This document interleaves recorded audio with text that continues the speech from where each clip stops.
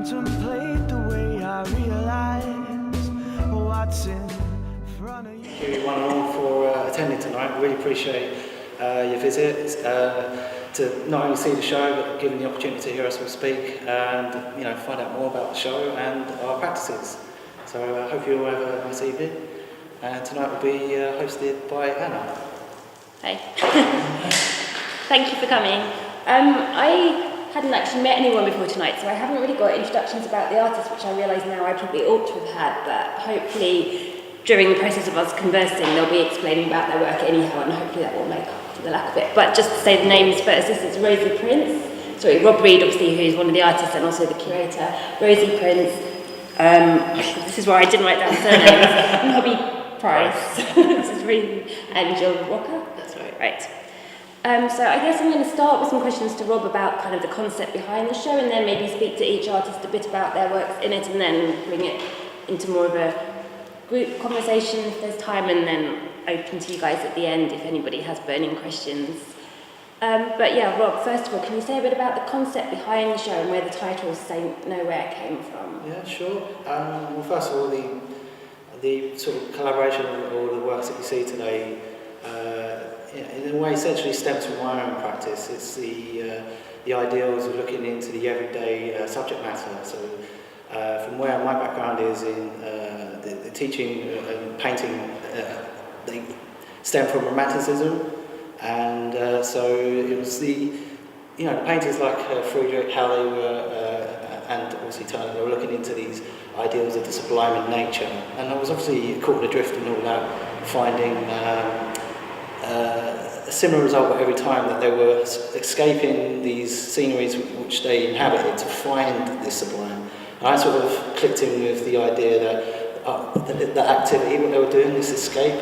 So that's what I started to tap into, and then I sort of re-examined it on a more personal level, the idea of what I was doing in my own practice, that I was essentially trying to make artwork to sort of, busy my time, but in a way, the pictures that I was looking at were these hidden tranquils. So it wasn't finding the grandeurs like the landscapes that Turner or Friedrich were depicting, like these fresh outlines or the seascapes. Mine were more what was available to me, because heck, I couldn't travel to those sceneries and depict them.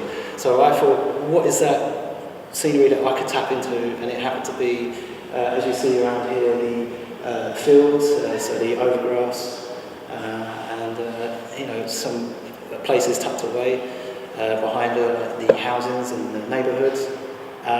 So over time, whilst I was making those works, and up to this point, as you do, you stumble upon artists like-minded, and when you see them, you click and you go, wow, that's a really interesting work that they're doing. And you dig away and you find out more about them, and I guess over the course of time, I started seeing these three familiar names, and I was really excited by their works. I mean, Jill I kept seeing in several shows, Fred Needle, plug there. Rosie here, whose work when I first joined at the Art House, that really hit a number because it was just seeing another like-minded sort of, spirited person that was looking into these sceneries, and as you see in the etchings, they're really something to look at. And then of course Nabi here, he's another. I mean, you only have to look at the paintings today and the scale that they pop out to. So there's all three voices that just sort of found their way to my attention, and it was, an ambition of mine to always host a show that, we want to show our own work, but at the same time I thought there was a stronger message to celebrate what I was doing, and also, the nature of the work. So I wanted to celebrate others like that, so to champion it in a way and say, painting has a voice, and certainly more so the subject matter has a voice in the current sort of climate of whatever is painting. Obviously, in the art world, there's a lot to be offered, but I think these are really quiet beauties that deserve attention. So if ever I got the opportunity to do something, and it was through the Lewisham Art House, through their kind support, I thought, well, I'm going to do it with others, I want to celebrate everyone. So that's where that came to be with the selections. And the title, in a way, is just one of those titles that sort of stuck with me. I don't know, just it rang nicely, but in a sense, it sort of sums up everything what I've I'm about in terms of the practice, like looking at these, these lost spaces, these overlooked, quiet, idyllic spots that you can find nowhere really. There were basically places that don't really exist to anyone, but they can, in this setting, belong to everyone. So I always find that when I make a painting, the second I'm done with it, it's for them. So to give it a title like Nowhere, it means it doesn't really belong to anyone. So that's where it came from. And I guess the Saint was just a nice little addition to, again, champion the types of work and also celebrate the individual that not only makes these paintings, but lives and experiences and views these paintings. So that's essentially where that all comes from. Okay, thank you. But Rosie, your works do deal more specifically with actual places, I think. You work a lot with place identity and history. Yes, that is true, and I do say that. However, they are and they aren't, because they are specific spaces and places, and that is really important. The idea of place more than the actual place in the image. So the images, I choose them deliberately as being kind of anonymous and places that could be anywhere. So I don't like to have any kind of specific things in them so that you can place them particularly to a particular place. So I don't mind that could be in somewhere. It doesn't have to be where it actually is, which is Dartford Marshes. That could be in Somerset or somewhere. I don't care about that. It's what's the idea of it is how we relate to the places and what's important to us in the idea of that. I'm not being very clear there, but I kind of get so involved with these things. I also, when I'm making them, I don't even, it isn't actually, I work from photographs, I think quite a few of us do, and I take loads of photographs, I combine the photographs, and then I change the images quite a lot. So they're not really real places. Sure. They're it's actually, kind of a collage. they're a collage of inventions, which kind of end up a kind of, they are very, they're not a million miles away, but I like, particularly that painting, for example, is massively different from the original photograph.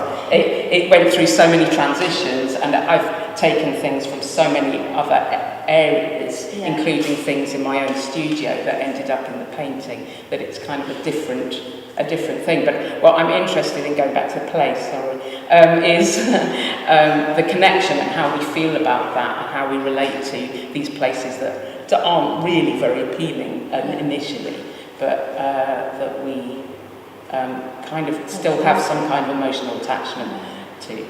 So you mentioned that one which is called Edgeland? Yeah. And you've got another one there, Hinterland. Yes. And that one's you said of marshes. The marshes are kind of almost a liminal space anyhow. To me, they're not quite inhabitable to us, but they would be to lots of different wildlife. They are also the site of a lot of industry. Even now, there's some kind of mysterious kind of warehouses and things that happen in these areas that you're not quite sure about. I go quite a lot on walks along down over the marshes, along the estuary and stuff, and there's all kinds of activity that looks very dodgy. But I'm sure it's not. But you're never quite sure. But the structures which are important to me, I always have to have some kind of the interaction with the man-made and then the kind of natural in the work. But yes. And your titles as well are kind of about that edge space, like Edgeland. Yeah. So it's sort of the physical thing, and also a kind of psychological thing of how I feel when I'm in these spaces, because I feel slightly up on edge in those kind of areas, places, because it's kind of creepy. And are those the feelings you're trying to bring across? No, I don't know really. I'm not sure really I think what I feel and what other people feel aren't necessarily the same. When the work takes so long to do, the prints particularly they take hours and a lot of work, and also they're quite painful physically. Are they hand?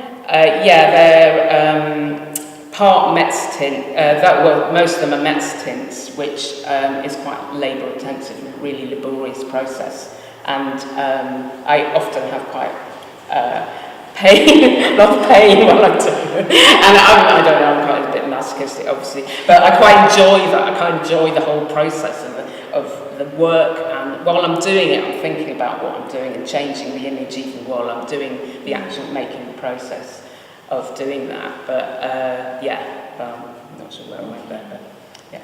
Thank you. Pain. Sure, but your landscapes tend to be imagined landscapes. Yes. So is that true for all of the ones on show here? Yeah, for all of the pieces here. So the two, Down here. nice little fly just landed on. The two canvases, the larger pieces, the one that's out there and here, part of a series called Near to Nowhere, where I was trying to invent landscapes from scratch. So, but have them appear to be a real place. So to a certain extent, they're trying to look semi-photographic in a sense, but I'm not using photographs as a starting point. But yeah, they're kind of blurred, misty, sort of found landscapes within the picture plane. So I start just quite gesturally and then look for the landscape within it, within those marks. So you're not actually, you don't use photographs, you're totally doing it from your... No, I have used photographs in the past, but just it's interesting to hear them talk about their processes because it's very similar, so it might be a starting point, but I very quickly move away from what's in the photograph, and the painting then takes over, and I then explore the landscape that's in the painting rather than the landscape that's in the photograph. So you don't have a clear vision at the beginning of how it's going to look? No, and I suppose that's what keeps it fresh for me. I try and, if I do have an idea of what I'm doing, because I suppose it would be wrong to say I don't have any intention. Sure. But I try and kind of hold on to that quite lightly in my mind, so I'm not too directed by it. I can just kind of see, but I might decide where the horizon line is, and that's kind of the only real first decision that directs the composition. And is it usually quite low like that, or is that? Not always, but in this series, the sky is always quite an important factor in my paintings. It sort of sets the tone and the mood for the piece. So these kind of larger, more expansive landscapes tend to have the kind of low horizon. And you mentioned that the title of the series is From Nowhere. Near to Nowhere Near to is Nowhere, the whole and the painting series. outside is From Nowhere 3. Yeah. So, I mean, I want to come back to the idea of nowhere later, but what does it mean to you in that context? Well, it has a similar meaning. For me, it's kind of not wanting anyone to attach a place, or not wanting to suggest a place. But what I find is when people look at the work that they say, oh, is it? Because it reminds me of. And all of those places that they then talk about can be wildly different. A piece that similar to From Nowhere outside. Somebody started talking to me about Mexico. And I mean, I've never been to Mexico, and it would be the last place that I would think would be suggested. But all of those suggestions about place are so interesting to me because I want them to be anonymous. I don't want to locate them. I just want them to have a feel that they're somewhere. So what features do you try to pull out to include that make it recognisable as a place but keep it? Well, that's difficult. I guess there's a sort of there are motifs that crop up time and time again in the work. One that is quite fun there, which are distant lights to kind of anchor someone in the mist. With the pieces here, this sort of suggestion of a road, and maybe there's kind of a field or a hillside beyond. I kind of lose these things and then bring them back as I'm working. Mm-hmm. So it's really just what ends up being left in the painting when I decide that it's enough. So trying to just not make too many markers, but enough for someone to locate themselves in the painting. Sure. Nabi, what about you? I mean, you're picking quite specific focuses, but yet some of them have more of a kind of an object that you're focusing on than others. So, like fence and that one, for instance. But how are you selecting your places? Well, in terms of what's in this show, there's all the work, and there's work that I think is kind of what has become my work. So we've got the blue thing over there. I spoke about that very fondly, didn't I? Untitled Sleepers painting over there, and the painting that's out in the corridor, which is called Untitled Canal Painting. These two I did when I was on my MFA, and the work came from having a kind of luxurious problem. I thought, well, I could probably do a half-decent painting of just about anything in the world. What should I do? It's like asking your mum what you'll draw. So I've always been interested in this idea of restrictions. And there's a Chuck Close quote where he says something along the lines of you arrive at your work by having a very clear idea of what you don't want the work to be.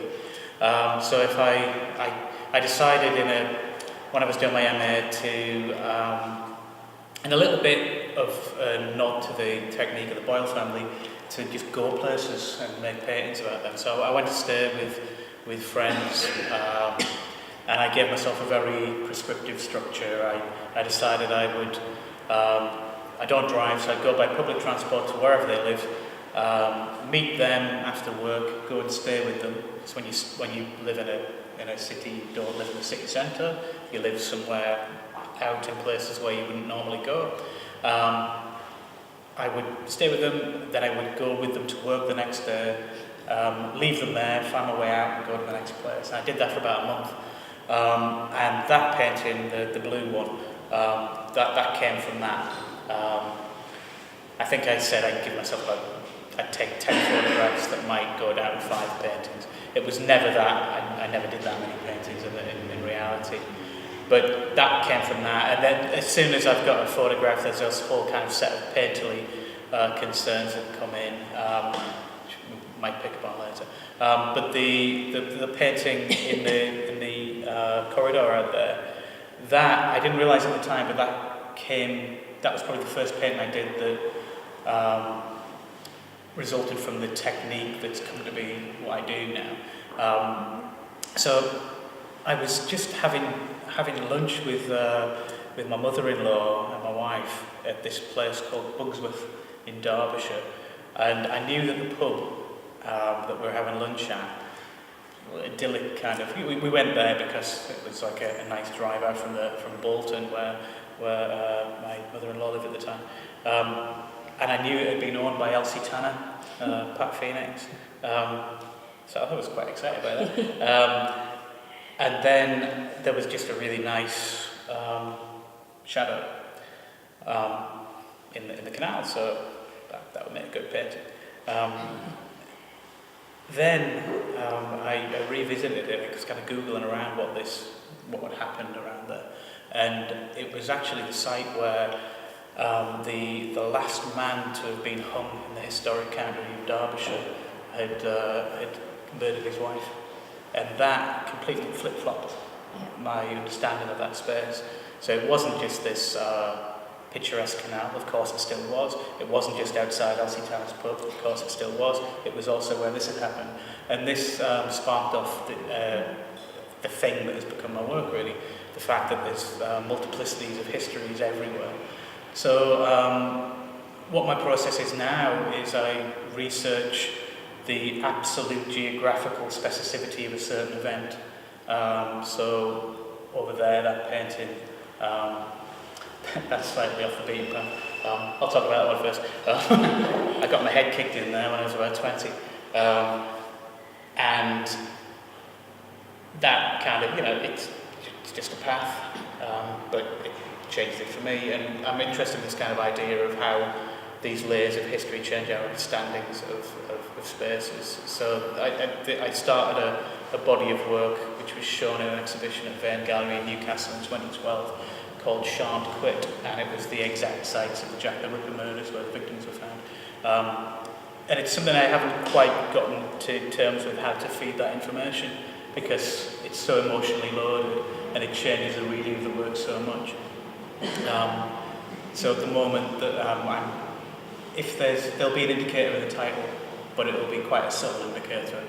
The one over there is slightly tangential. That's a site where something definitely didn't happen. So there's a northeast folk song called The Lambton Worm, and in this story, a rich landowner's son, he goes fishing in the River Wear, and he catches a newt-like creature and he throws it down a well. Then he goes off to fight in the First Crusade. While he's away, the worm, which is spelled with a Y, so it's the Old English that meant dragon or river, that grows into a dragon, and it basically devastates his father's land. He comes back a changed and humbled man from the crusade, and he slays the dragon, kind of an abridged version. There's a song about it that Brian Ferry did, which is really weird. Not the definitive version, but quite a funny version, YouTube it. So this painting is where the well was that he threw it down, but it definitely isn't. So topographically, it's probably a slag heap. It's on Worm Hill Terrace. It's called Worm Hill, and that's called Worm Well. But you go there, it's a flat field, it's a heap, and that's on the top of it. So I'm kind of interested in how these kind of layers of history are evident everywhere. So that's kind of one reading of that site, which you don't know about until I tell you that. But it's also, well, I think the main thing that's used for is street drinking. But yeah, that's the thing. And it's kind of that technique is a technique for me to avoid making decisions about what I'll paint. And also to kind of diversify as a painter and diversify as a figurative painter in terms of application.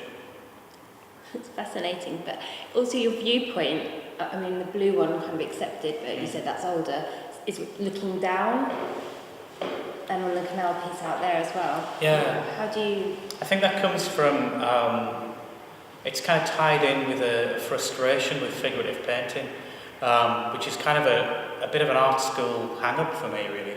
I think at art school, people talk about abstract painting in certain terms.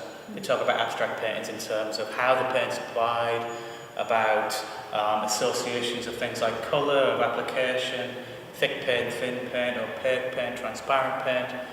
As soon as anyone discusses representational painting, they stop at what it's of. And that really gets on my tits. So I was interested in making quite aggressive paintings in a way, but in making the paint work to such a degree where a representational image can have those same conversations. So, and also kind of trying to make it interesting for myself as well. So mathematically, I'm doing things wrong. So the composition of that one, mathematically, half of that painting is just me basically chucking stuff at the canvas, and any kind of splashy, stringy stuff I could find, and playing with different mediums, and just trying to activate that surface. And the top half kind of ticks that box to make it a representational thing. Okay. With the blue one, there's probably about maybe 40 different layers of transparent paint on the blue. So I'm interested in kind of how I can activate the surface, and I suppose the compositional thing is to try and draw the conversation back to the painterly surface rather than the representative thing. So, and the one out there as well, the shadowy part of it is very, very shiny and very, very difficult to photograph. And it disrupts the illusion as well as acknowledges it. I feel like I should ask you more about painting technique now, so that but I just want to go back to Rob first, and then maybe we can all talk a bit more about technique. How do you select your views? I mean, are you working with photographs as well? Do you go out and take pictures? Yeah, I mean, I make no bones about it. I do work from photography as a source. But in general, my sort of practice in terms of seeking out these images is the opposite. I don't actively seek them out. It's only through on my journeys and passages. I mean, as Navi mentioned earlier, where he was on foot. I mean, I used to do something similar. So where I take public transport, I had what turned out to be a good habit. Instead of walking on the main route, I took sort of any footpath or hidden sort of route that I could take, A, just to get home quicker, B, to sort of isolate myself. So that's essentially the spirit of where most of my paintings come from. That idea to sort of, remove yourself to a quieter space, so for whatever benefit. And for these pictures, it's for a sense of tranquil. But in general, I stumbled upon the images at the time, so the process, I try and keep organic, even though it involves the use of,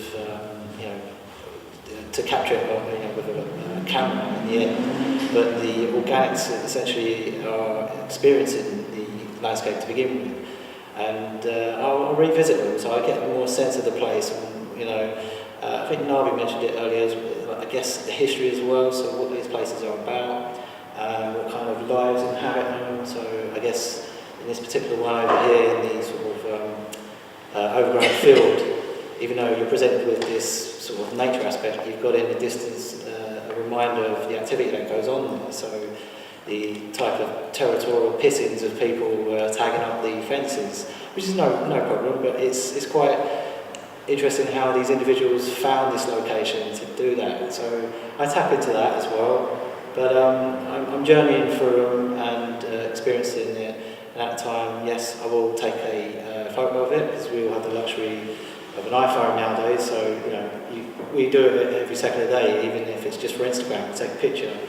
But what I tend to do is, even though I have a picture, I mean, I have countless sources to work from, but it's when I come to the canvas, it's a whole different treatment, because what I'm then doing is, obviously with the medium of paint, I'm meditating on that image more so I'm spending a great deal of time on the image and exploring the landscape a little bit more, so obviously with my eye this time. But the process of how I paint as well allows me to slowly, inhabit all aspects of it and try and bring it through mindfulship, which is through that type of sort of gestural painting. But it always will hark back to the source of the photograph. So it won't be too photogenic, but it will have the painter's voice come through at some aspects or another. But to summarise, essentially with a photograph, but I'd live with it for quite a great deal of time to then produce these pictures, and to hope that the organics come through in both the experiences and the time spent on making them. So a build up of gestural and paints. Yeah. You said at the beginning that you kind of think of yourself as a romantic realist. Yeah, well, I mean, it's a title of, I take the pride, because it's, again, my schooling, because I'm a really big fan of those painters. You see them, and you see them, the grand scale of them in museums. That's right. You admire those works, and you sort of wonder what these places, where they can be, and then when you get close up to it, you learn how they were made, and then that sort of humanistic touch comes across. But I can't, avoid the sort of realisms that I'm faced with when I discover such a message universal, that even though these ideals can be achieved on a more local level, and I guess that's the whole nature in terms of the images that I want to create. That's a title I'm willing to champion and go with, and celebrate more with other people. I guess the idea of the romantic, I think you mentioned earlier as well, relates to the idea of the sublime. And I wondered actually to everyone how much that is in your minds with the works that you're creating, because obviously the sublime is about something so vast, so large that you can't conceive of it, or you can't quite grasp it, whereas your paintings are quite contained in a positive way, as in like that they're sort of smaller in scale and that there's something familiar which is not necessarily meaning they can't be sublime. I'm just wondering, do you see the sublime in them, and then maybe in contrast Jill's, which are, some of them are also small, some of them are large, but perhaps because of the fact that there's so much sky, for me that would perhaps speak more of the sublime. I don't know, I'm just wondering if any of you have that concept in your mind. Possibly. For me, maybe the sublime is more of the feeling that you get from a piece, rather than saying it's kind of this, and this in a painting. And I think, I don't know if this is answering your question, but with my larger scale works, I'm trying to achieve exactly the same thing as when I work on a tiny miniature scale. And some of my pieces are this sort of size, and I'm always wanting to capture that same feeling of expansive space, I suppose. Even when in these pieces, I don't know if people feel that, or whether it feels more closed in. But for me, that's my connection to ideas of sublime. I don't know if I'm always searching for that. I'm searching more for a connection, which we've all been kind of talking about, with the viewer, where they kind of, I suppose, enter these spaces. Once we've finished with them, if you like, and we've explored them. I mean, there's an escapism that comes with making work, I think, that we've all, as artists, talked about. Yeah, when Rosie talks about the energy that it takes to make them, and Rob, with his meditations on the photograph, and Nobby with his layers of. There's an escape that, for me, that is about just working on that for that length of time on the piece, and then handing it over to kind of be interpreted. Yeah. Do you see the sublime? Do you want to? Do you? In general, whilst walking around, not in my sort of series. I mean, they're really sort of grounded in the what's available to you in the backyard. So it's the ideals that can be achieved within the backyard setting. Is more the sense of a small step towards the sublime, but nothing too grandeur in the sense of seeking something spiritual within the landscape. But for me, in my sort of landscapes, the loss of that, the idea that where nature sort of contained within these sort of neighbourhoods and suburban settings, and they're lost and they're sort of just departmentalised into sort of like playing fields. But I kind of want to readdress them and say to folks that when these are quiet and still, when you're occupying it by yourself, it can be a fraction of like some sort of subliminality, but no, it's not in the romantic sense. Mine is more the escapist sort of ideal, rather than seeking that element. So mine's all for the individual rather than the spiritual connection of it.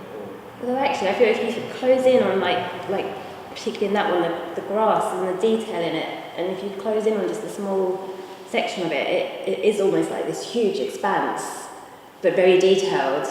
And because it's so detailed, it is almost like you could, I guess with the camera zooming in and it stays, you keep the detail. I don't know. Well, I mean, more for the individual, to react to it. It's completely not what you're intending. No, that's right. I mean, I guess for me, in that particular picture, it's summed up how the accessibility of nature is to sort of to everyday folk. Me in particular, it's always just cut off at the back of housings, so you see the houses looming as shadowy figures in the distance, and then half the painting is grass. So I'm really celebrating that.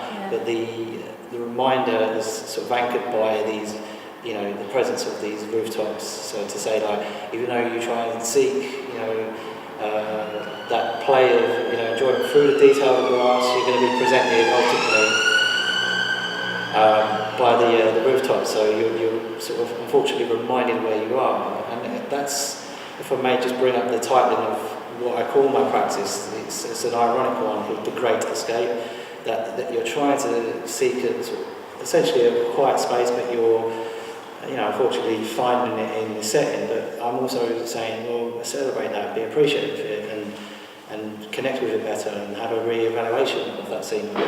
So I'm all for when you pick that up in the grass. That's for me the result I aim to get when these pictures interact with the individual, because it's for you essentially. It's for everyone who sees them.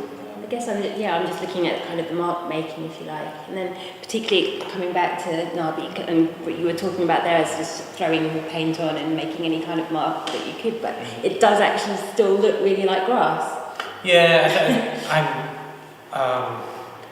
I'm interested in kind of scratching away at the conventions of painting and representational paint, but still drawing it back to something that looks like something, and it's important that it still represents a believable space.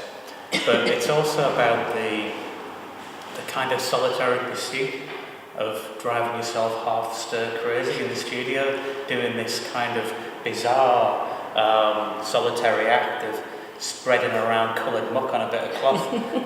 How do you keep that interesting for yourself, and how do you keep yourself from going nuts while you do it? It's about doing all of those things, and it might be through, I might be doing a particularly nice bit of considered painting while I'm listening to, I don't know, Atletico Mince, or I might be chucking stuff around while I've got Black Sabbath on.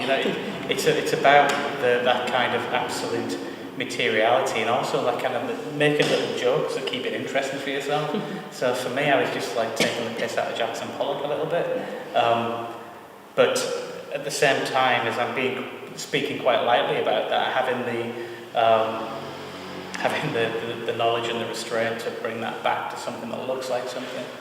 But at all times, I'm very kind of aware of the absurdity of the act. And Rosie, your mark making, obviously you've got two different media in here, so you've got your printmaking and then your painting. And you've talked a bit about the mark making and the pain of it with the printmaking. How different then is it for you when you turn to painting, and are you working on both practices simultaneously? Sometimes. I'm a printmaker, and that's what I've been doing for many years. I've only recently really been doing painting. Initially I found it kind of a release to do the painting, because it's a different kind of activity and it's not so painful. But it's not easy at all. But it's still really hard. But it's also, I think the massively big thing for me was, although many years ago I used to do very colourful like prints and things, I worked a lot in colour. I stopped doing that for a number of reasons, and just worked at monochrome. And then when I started painting again, I suppose, about 4 years ago, suddenly being faced with colour was amazing and really exciting, and I thought, it's like sweet time. But and that's kind of been one of the big things really, is the use of colour for me with the paintings, which with the prints it's all about tone and black, whereas and light, I suppose. But with the painting, it's a different thing I'm thinking about. Well, it's to think about many different things. But the processes are quite different. But it's good to do them both. Obviously, because with printing you can't do it for very long sustained periods. Which I'm making it sound like much worse than it is. But some of them making it sound like torture. It is. It is. But that's only a certain aspect of it. Some of it is not so bad. But it is quite labour intensive. So that from that point of view, with the painting, I kind of find that working together, they work quite well. And also because I'm always trying to make my prints look more like paintings, my paintings look more like prints. So I'm not sure why, but it feels like I have to do that. Do you feel that you are using some kind of printmaking gestures in your painting? Yeah, very much. Yeah, I think so. Yes, I am doing that. There's one in the book, I can't remember the name, which isn't in the show. It's one of your train journeys. Oh, yes. And like the sweeping mark across feels a bit printmaking. Yes, yeah. I agree. I think it is. Yeah, a lot to scratch into, and a bit like a dry point. Yes. But then Nabi, as he said, it's kind of doing different scratchy movements. And, Yeah, I'm using my hands and like making marks from other objects as well in the prints, in the paintings. I mean. So how does identity feed into all of your work? Because obviously handprint is actually quite a nice thing. That's putting your own identity into it. But identity of place, identity of person, how much does one feed into the other, influence the other? I don't know if that wasn't really a very specific question, it was a bit vague, but I mean, do you feel that there's an identity to the places that you're painting? Yours are very specific stories, but you're not necessarily telling the audience. Yeah, that's something I've never quite got to grips with. How do I drip feed that information? Because it is such a flip-flop. So to go back to the Jack the Ripper works, all of my, step back slightly further than that, all of my paintings are called Untitled, whatever it is, painting. And that kind of started as a joke when I was doing my degree. I don't like it's not for me, titling paintings, because that's too difficult. And it steers the ear like too much, and I don't know how I do it. And my paintings look quite photographic when they're reduced. And back at art school, I wanted people to know that they were paintings. And then I need a term of reference. So Untitled Well painting, Untitled Sleepers painting, and that kind of stuck. With the Jack the Ripper paintings, then they were suffixed with the initials of the victim, and the show was called Shard Quit, which is a reference to one of the letters that Jack the Ripper sent to the police. So if you kind of had the inclination to put that together, you could get that information. But that was far too subtle. Like, no one did that. I mean, why would you do that? And yeah, it didn't work. And I haven't ever quite got to the technique of how I do it. But that was a slight digression. So there is a definite kind of identity with the places. How I communicate it, I don't know. In terms of paint application, these are all reasonably, they're all a few years old. I think the most recent of these is probably about 4 years ago. And how my work's gone in the last couple of years is really pushing that painterly thing. So it's really only in reproduction where they look photographic. When you see them now, there's quite a lot of painterly bravura, is that a word? Yeah, that's a word. Yeah. There's very visible gestures sitting on the surface that I suppose it's kind of what started to happen over there and what started to happen with the canal painting but turned up. And I think that is what I'm really interested in, how to make something that you can consume in the blink of an eye, but then with repeated looking, the image disintegrates and starts to reward you in the same ways as different types of painting do. Someone else have anything to say about identity? I do actually, because it's quite important in what I do. Although this work is all kind of similarly estuary based, I suppose. I do a lot of urban landscapes, particularly. And a lot of those places are perhaps more specifically those kind of places. And I've done a similar thing, well, it's not similar at all, but it kind of reminded me of what you're talking about, the Jack the Ripper thing. I did I've done a series of bridges, like around here and around places. There was one I did near Shadwell of a bridge, which was on the corner of a road of Cable Street, where this road, I never remember the name of the road, but it used to be called Radcliffe Road because that's where the Radcliffe murders were, which it was in the I don't know if you know about the Radcliffe murders in the 19th century. There's a guy who went around killing people in horrible ways, but particularly in a pub which is still there on the corner of what was Radcliffe Street. And the barmaid came in one morning and found the landlord horribly murdered. She went upstairs, the family horribly murdered. Really horrible story. Sorry to tell you that story. But because the murders were so horrific and everyone was so horrified by it, they changed the name of the road, which used to be Radcliffe Road, is now called something which I can never remember. And I called the bridge, the corner of Radcliffe Road. And I was so involved with the print and everything, I completely forgot it never was called that. And a guy, we had open studios, and this couple came into my studio and they were looking at it, and the guy, one of them, he was a dustman and worked in that area, and he coincidentally went, oh, that looks familiar, and he asked me where it was, and I went, oh, it's Radcliffe Road, and he went, oh, what's that? And I described where it was, and I went, oh, sure, I know it looks really familiar, but I don't think that's what it's called. And I went, yeah, it's called Radcliffe Road. And you know, we talked, and he went away, I didn't really think about it. And then later I was thinking, oh shit, of course it's not called Radcliffe Road, it's called whatever it is, New Street, or whatever they called it. Sorry? Is it Cannon Street? No. Anyway, I think it's called something like the Highway, or something a bit weird, you know, like very non-committal. But so that kind of, in retrospect, that really made me quite happy. But the other thing that, I'll quickly say is, before that I did a series of garages, petrol stations, which are Mezzotins, and I like the idea of subverting the kind of the image of the petrol station as such an old kind of fashionable medium. They're quite small, little, intimate things. But they were very, very anonymous, and people came and looked. When people looked at them, they all said, you know, oh, is that the Esso garage in Bromley Road or whatever?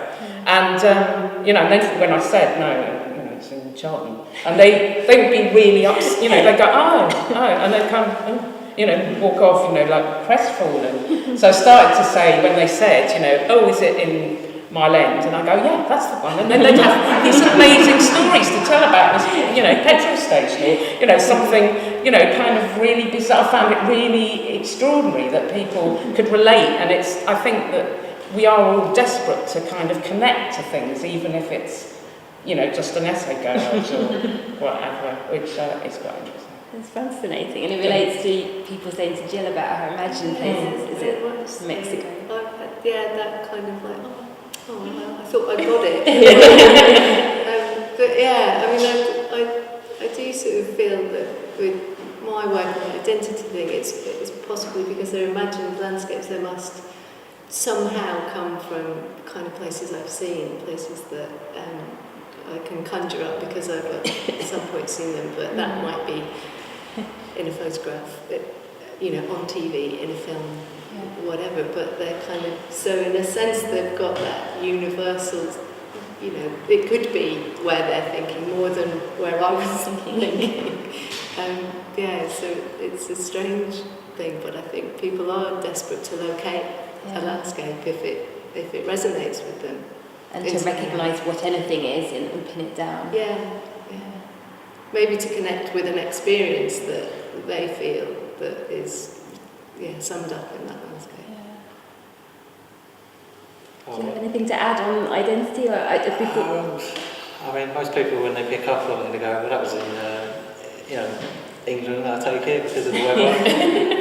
But yeah, I like that. I mean, I'm not, that's where I'm from, so it's going to reflect my sort of scenery. So the grey green skies mixed against the terra green playing fields. I mean, you could do a minimalist painting and say that's England, but I do and don't really, you know, care if people, you know, identify like exactly where they're from. But I do prefer more that they come from different pockets. So like someone from, I don't know, Manchester pointed out that I was at this area, and I went, no, but I'm glad that you from that area picked it out from such a distance, because I don't really have it in mind that the audience I'm going to get, you know, when you're making something, you don't know who you're going to connect with, and that's a terrific result that you see people, I mean, mistakenly make those associations. It's nice, but obviously it is a bit of a shame that you have to put them wrong when they ask, where exactly is it? And I feel like, well, that's not really the point. But all right, it's here.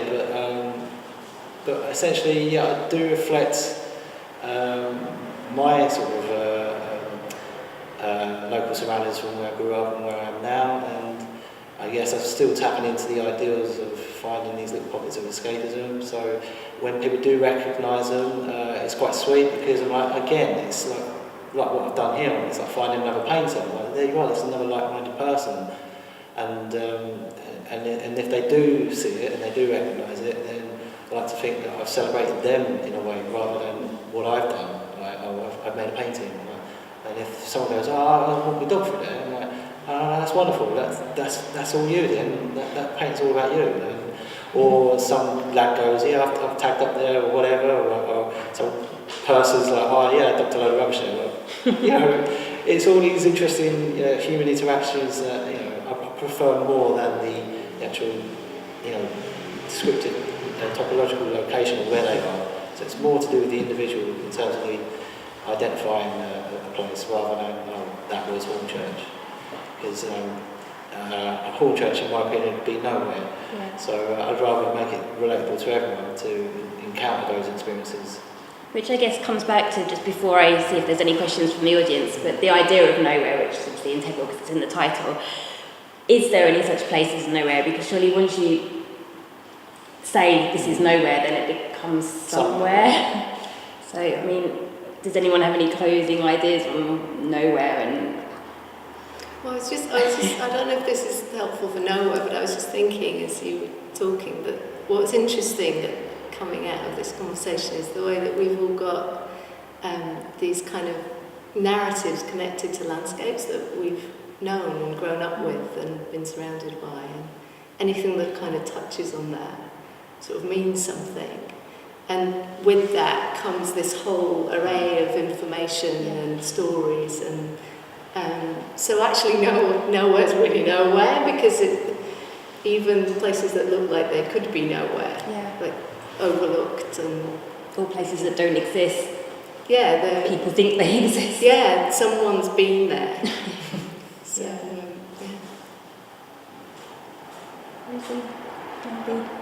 No. Audience, comments on nowhere, questions to the artists.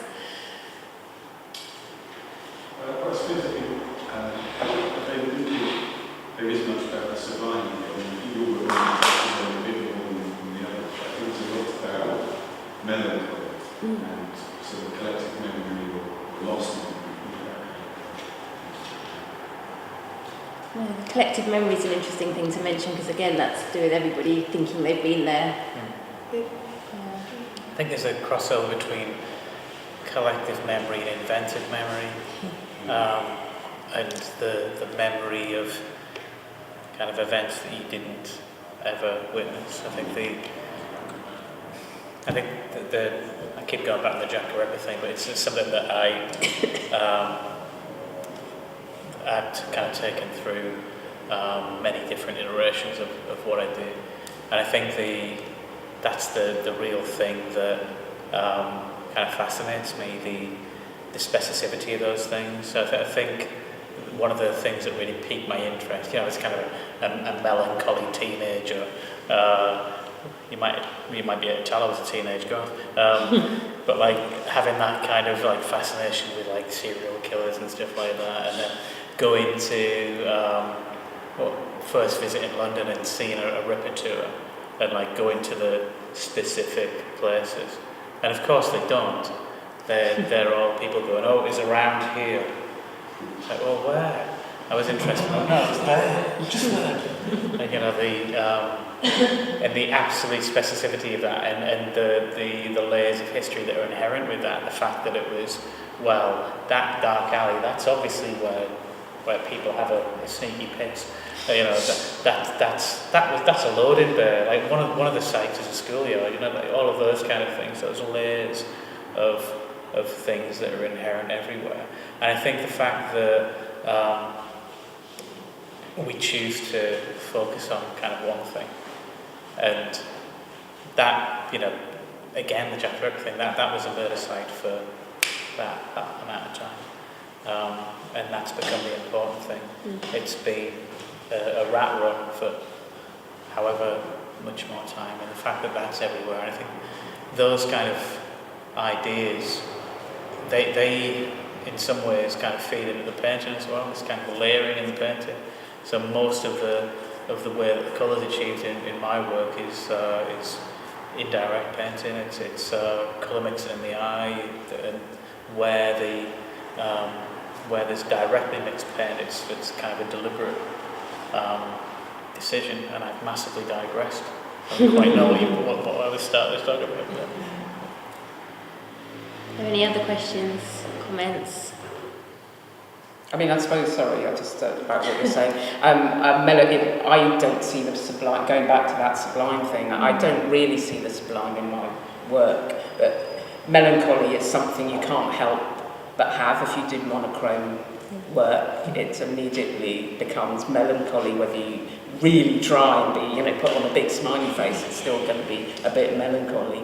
But I suppose, like that, and I like, even when I'm painting, I don't like sunny weather really, I like it to be a bit stormy and grey, and so that the light kind of is a bit dark and gloomy. So yeah, I suppose that I'm drawn more to the melancholy, not because I'm interested in murders, and I don't want you to think that the Radcliffe Road thing I didn't do that picture because of the murder, it just was a coincidental layer of history, as we were talking about, which every place has these fascinating things that have happened again and again over time. But it's just kind of a thing that you can't help thinking about when you spend so long on a piece of work. I think there's a thing about us having unpeopled spaces as well. Yeah. You take a person out and then it becomes a stage set. It becomes about the viewer's relationship with that space, rather than if we put a protagonist in there, then all of a sudden we're an observer rather than an active participant. I think that's a key thing that all of this shows. And it becomes their space, so it becomes a specific space. Yeah. Actually, that's an interesting point you just raised there. There's no one in the paintings. That we have a variety of ways of making landscape painting with particular connotations and intentions, but there's no actual human being in the spaces. And actually, being the curator, was that an intention, or maybe on the unconscious level? Again, reflections of my work in particular. I mean, yeah, I purposely don't want anyone in it. As you say, you're drawn to that individual, whatever it is in the picture. It's a completely different reading for the individual in the gallery. It's like, well, what's it about? Like, if you completely take everything out and just present that sort of staging, then you're opening up to that individual who's in the gallery space to have that one-on-one intimate reading, and it becomes about them. And heck, that's what I want to do with you all tonight, and invite you into the landscape and have that one-on-one reading. If you saw any other sort of things in there, you'd have a different story. But a general, it was just naturally through each practitioner here today that their works demonstrate that. They echo similar ideas, and for me it's fantastic to be sat on this table and share the same wall space to see that they're executing something very similar, or they're demonstrating it on a different scale or medium, in print, and obviously in a large scale painting here, in contrast to my smaller paintings. But it wasn't a specific choice to have works that featured no people at all. It's just the nature of our works, really. And I think we're all in agreement that it gives you such an unparalleled reading to anything else, because you're inviting the audience in to get their own story, whatever it may be, seeking this melancholia or the sublime. These are all kind of readings that we invite with this particular type of works. And I dare say I go as far as saying the show that it's for everyone. It's that you tap into it on any other reading, whether you've got a historical relationship to a particular landscape, if you recognise the housing, the fencing, the garage, or whatever. But these are just all results that come with this type of, I'm not going to call it realist painting, but I'll use my romantic realist, because it's seeking these ideas of the everyday within the common space. So the second you put someone else in that, doesn't become available to you, I'm afraid. So I'm happy to go without. It feels quite apocalyptic, like something could have happened. Yeah, I mean, there's obviously a reading of what did transpire there. I mean, yeah, you're going to get that with an emptiness of a void. What's about to happen or what has happened. Yeah, and so The that, apocalypse is all of there. but I guess, I mean, that's all open for interpretation, and that Well, excites me. there's a van there, and that could indicate someone's about to get out. I mean, you could see like some sort of movement beyond the sort of overgrowth of the hill or that banquet there, but the whole time, I mean, really, what I want you to do is just put you in that environment. You can have any other sort of reading or see something fly by or emerge, but that's all a part of the blank reading. I mean, it's as much as it is to us when we see a blank canvas. Like, what do we see at that point? What's going to happen here? So it's a similar result with these locations, environments, and sceneries. If there's nothing in it, you can occupy yourself in it and hopefully see yourselves in it. Essentially, because although we're making these paintings, I'd like to think you can mirror your own lives and your own activities. But yeah, that's essentially why no people inhabit any of the works for me. I don't know about everyone else, but... Well, yeah, I mean, that's similar. I want people to be able to have their own... As soon as you put people in it, it kind of makes it a bit more prescriptive. I like a hidden narrative. So Plus, if, not Larry. if you do, Larry's that. you don't have to be Larry, but yeah, I just wouldn't ever put. And actually, the work that I like, I don't really like people in painting or in landscapes. Perhaps that's just a landscape painting is a different thing. But I like to have like props. Put little clues of human activity. I feel like my work's really about people, even though I don't put any people in them. I was going to say that you kind of, when there's nobody else there, they're sort of all deserted. But there are these little signs of kind of a man-made world as well. There are signposts and stripes on the road and distant houses and lights and so I suppose it's then about how do you feel in that place, like what if you're kind of just there on your own. It invites kind of a solitary gaze in a way, if you see what I mean. It invites you to sort of be there on your own as well.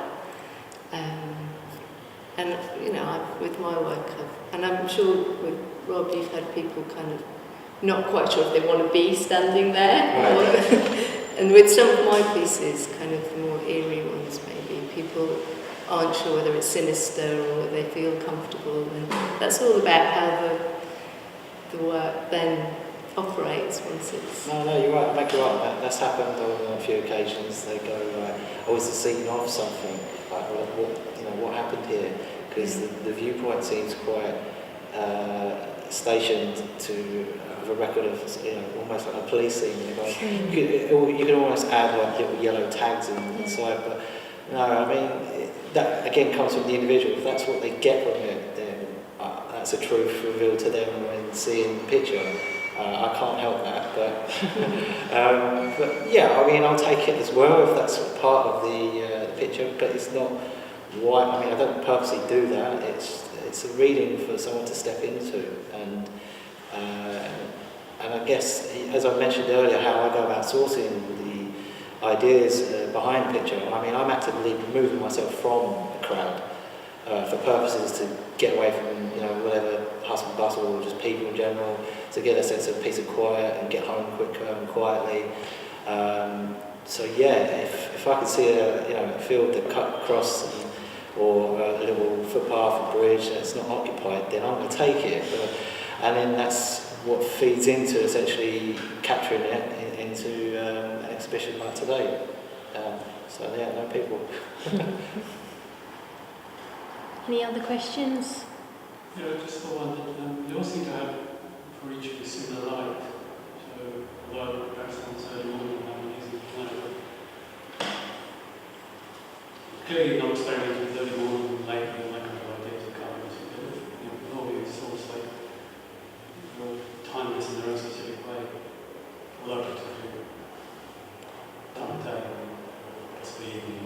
Mine are mostly, I always kind of, not always, but mostly they're late afternoon kind of. That's, the light's got low kind of, usually. I'm not really thinking about that specifically, but I think that's just how it ends up being. No, just on the way you work. But I mean, it's interesting you say that. I went to a lecture with a meteorologist at Take Britain about the Monet views of the Hasselhoff. It's like they were in that exhibition. I don't know if you saw it. There were like 3 or 4 of them, and this guy was talking so scientifically about the time of day, because that was like really, and he was pinpointing, because where they thought he'd paint, he was saying they got it wrong about where they'd been painted, because he was like, he gave us all handouts, like how he worked it out, and like, but they were amazingly accurate for the time of day, and it made me think, oh shit, you know, like maybe I should try harder.